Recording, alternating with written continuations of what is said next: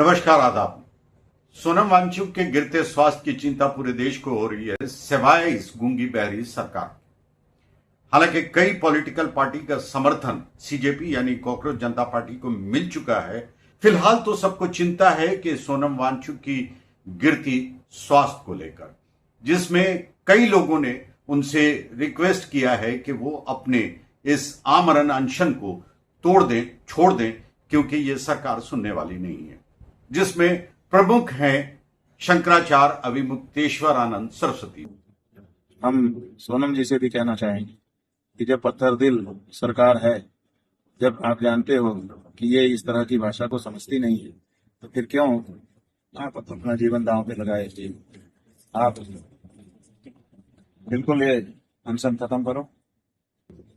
अनशन से कुछ नहीं होगा, ये बिल्कुल नहीं सुनेंगे। आपकी मांग बिल्कुल उचित है, हम आपकी मांग के साथ हैं, लेकिन आपके तरीके पर अब हम असहमत हैं। पहले हम इस तरीकों को अपना चुके हैं और हम देख चुके हैं कि इसका ज्यादा फर्क नहीं पड़ता है। इसलिए अब तो आप अगर कुछ कर सकते हो तो मतदाताओं को प्रेरित करो कि वो देश में ऐसी संवेदनहीन सरकारों को दोबारा न लाने के लिए खड़ी हों। शायद उसका कुछ प्रभाव पड़े राजनेताओं के ऊपर।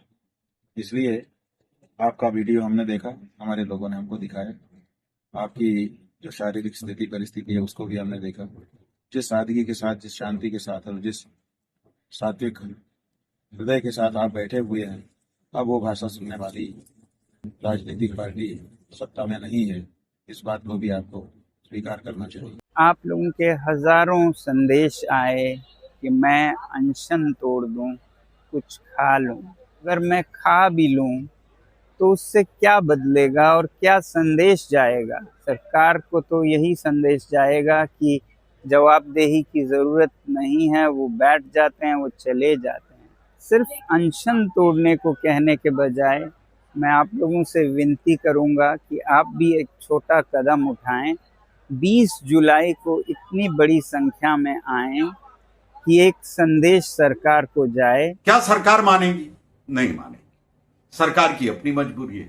सरकार की मजबूरी यह है कि अगर वो एक प्रेशर ग्रुप की बात मान जाती है तो न जाने कितने ऐसे प्रेशर ग्रुप खड़े हो जाएंगे अपनी बात मनवाने के लिए। क्या राहुल गांधी इसमें शामिल होंगे? शायद नहीं, क्योंकि उनकी पार्टी खुद संघर्ष कर रही है, लगातार सड़कों पर है और साथ ही साथ वो एक पॉलिटिकल पार्टी है जिसे चुनावी मैदान में जाना भी है। तो आप समझ सकते हैं कि उनकी मजबूरी क्या है। जिस तरह अभिजीत दीप के चंद्रशेखर आजाद रावण भीम आर्मी के चीफ से जाके मिले और उनसे रिक्वेस्ट किया आने के लिए, और वो आए भी।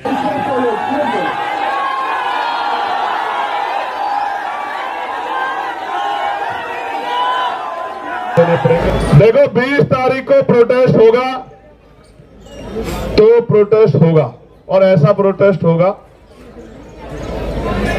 कि पिछले 10, 12, 15 साल में तो ऐसा प्रोटेस्ट दिल्ली में नहीं हुआ होगा।